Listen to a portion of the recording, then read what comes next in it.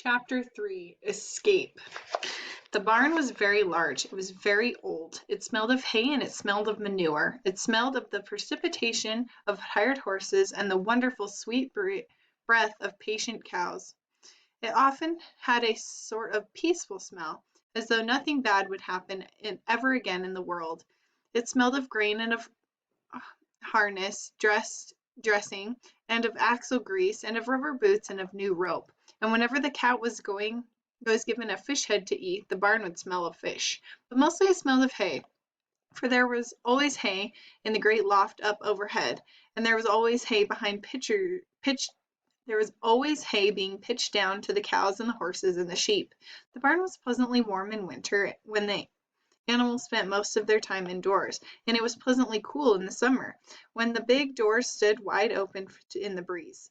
The barn had stalls on the main floor for the work horses, tied up on the main floor for the cows, a sheepfold down below for the sheep, a pig pen down below for Wilbur, and it was full of all sorts of things that you could find in barns, ladders, grindstones, pitchforks, monkey wrenches, cinches, lawn mowers, snow shovels, axe handles, milk pails, water buckets, empty grain sacks, and rusty rat traps.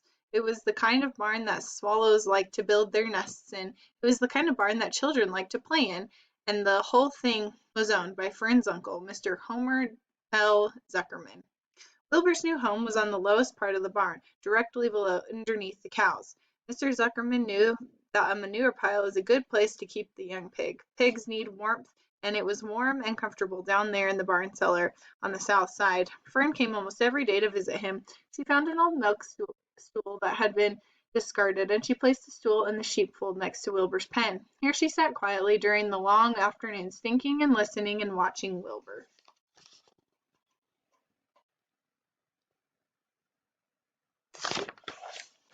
The sheep soon got to know her and trust her, as so did the geese who lived with sheep. All the animals trusted her. She was so quiet and friendly. Mr. Zuckerman did not allow her to take Wilbur out, and he did not allow her to get into the pig pen. But he told Fern that she could sit on the stool and watch Wilbur as long as she wanted to. It made her happy just to be near the pig, and it made Wilbur happy to know that she was sitting there right outside his pen. But he never had any fun. No walks, no rides, no swims. One afternoon in June, when Wilbur was almost 2 months old, he wandered out into his small yard outside the barn. Fern had not arrived for her usual visit. Wilbur stood in the sun, feeling lonely and bored. There's never anything to do around here, he thought. He walked slowly to his food trough and sniffed to see if anything had been overlooked at lunch. He found a small strip of potato skin and ate it. His back itched, so he leaned against the fence and rubbed against the boards. When he tired of this, he walked indoors, climbed to the top of the new manure pile, and sat down. He didn't feel like going to sleep. He didn't feel like digging. He was tired of standing still, tired of laying down. I'm less than 2 months old, and I'm tired of living, he said. He walked out to the yard again. When I am out here, he said, there's no place to go but in.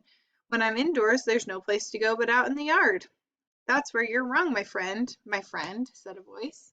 Wilbur looked through the fence and saw the geese standing there. You don't have to stay in that dirty little yard, said the goose, who talked rather fast.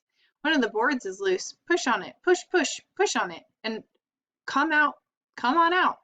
What? Said Wilbur. Say it slower. At the risk of repeating myself, said the goose, I suggest that you come on out. It's wonderful out here.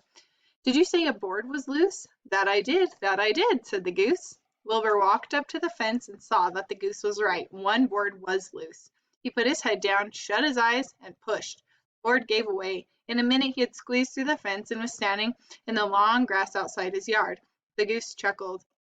How does it feel to be free? She asked. I like it, said Wilbur. That is, I guess, I like it. Actually, Wilbur felt okay to be outside his fence with nothing between him and the big world. Where do you think I'd better go? Anywhere you like, said the goose. Go down through the orchard, root up the sod. Go down through the garden, dig up the radishes, root up everything, eat grass, look for corn, look for oats, run all over, skip and dance, jump and prance, go down through the orchard and stroll in the woods. The world is a wonderful place when you're young. I can see that, replied Wilbur. He gave a jump in the air, twisted, ran a few steps, stopped, looked out all around, sniffed the smells of afternoon, and then set off walking down through the orchard. Pausing in the shadow of an apple tree, he put his strong snout into the ground and began pushing, digging, and rooting. He felt very happy. He had plowed up quite a piece of ground before anyone noticed him. Mrs. Zuckerman was the first to see him. She saw him from the kitchen window, and she immediately shouted for the boys. "Homer!" she cried. "Pigs out! Lurvy, pigs out! Homer, Lurvy, pigs out! He's down there under the apple tree." "Now the trouble starts," thought Wilbur. "Now I'll catch it." The goose heard the racket, and she too started hollering. "Run, run, run! Downhill! Make for the woods! The woods!" she shouted to Wilbur. "They'll never, never, never catch you in the woods!" The cocker spaniel heard the commotion, and he ran out from the barn to join the chase. Mr. Zuckerman heard, and he came out of the machine shed where he was mending a tool. Lurvy, the higher man, heard the noise and came up from the asparagus patch where he was pulling weeds. Everyone walked towards Wilbur, and Wilbur did not know what to do. The woods seemed a long ways off, and anyway, he had never been down there in the woods and wasn't sure he would like it. "Get around behind him, Lurvy," said Mr. Zuckerman, "and drive him towards the barn. And take it easy. Don't rush him. I'll go and get a bucket of slops." The news of Wilbur's escape spread rapidly among the animals on the place. Whenever any creature broke loose on Zuckerman's farm, the event was of great interest to the others. The goose shouted to the nearest cow that Wilbur was free, and soon all the cows knew. Then one of the cows told one of the sheep, and soon all the sheep knew. The lambs learned about it from their mothers. The horses in their stalls in the barn pricked up their ears when they heard the goose hollerin'. And soon the horses were caught on to what was happening. "Wilbur's out," they said.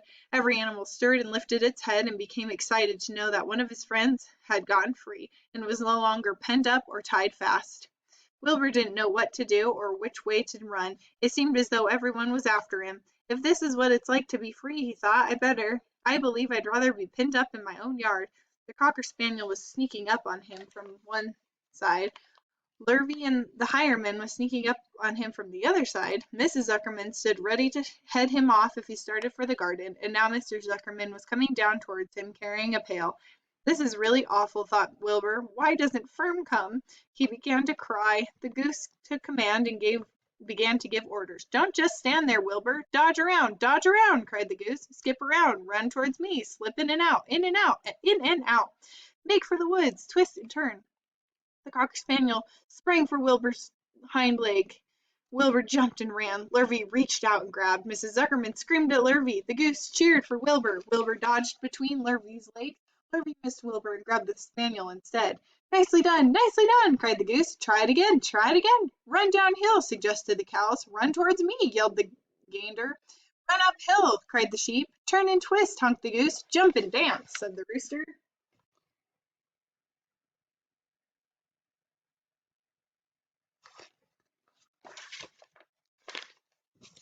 Look out for Lurvy, called the cows. Look out for Zuckerman, yelled the gander. Watch out for the dog, cried the sheep. Listen to me, screamed the goose. Poor Wilbur was dazed and frightened by this hullabaloo. He didn't like being the center of all this fuss. He tried to follow the instructions his friends were giving him, but he couldn't run downhill and uphill at the same time. He couldn't turn and twist when he was jumping and dancing, and he was crying so hard he could barely see anything that was happening. After all, Wilbur was a very young pig, not much older than a baby, really. He wished Fern were there to take him in her arms and comfort him. When he looked down and saw Mr. Zuckerman standing quite close to him, holding a pail of warm slop, he felt relieved. He lifted his nose and sniffed. The smell was delicious: warm milk, potato skins, wheat middlings, Kellogg's cornflakes, and a popover left from the Zuckerman's breakfast. "Come, pig," said Mr. Zuckerman, tapping the pail. "Come, pig." Wilbur took a step towards the pail. "No, no, no," said the goose. "It's the old pail trick, Wilbur. Don't fall for it, don't fall for it. He's trying to lure you back into captivity. He's appealing to your stomach."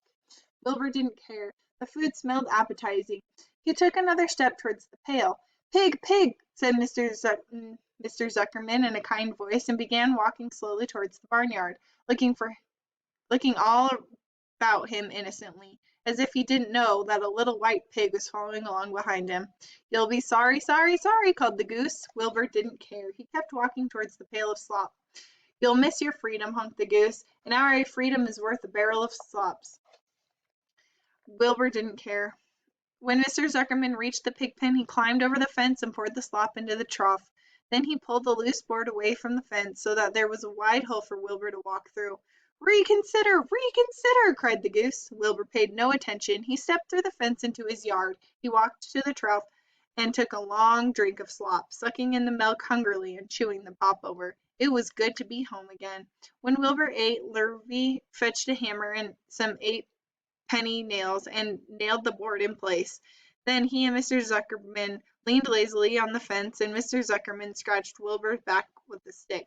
"He's quite a pig," said Lurvy. "Yes, he'll make a good pig," said Mr. Zuckerman. Wilbur heard the words of praise. He felt the warm milk inside of his stomach. He felt the pleasant rubbing of the stick along his itchy back. He felt peaceful and happy and sleepy. This had been a tired afternoon. It was still only about 4 o'clock, but Wilbur was ready for bed. "I'm really too young to go out into the world alone," he thought as he laid down.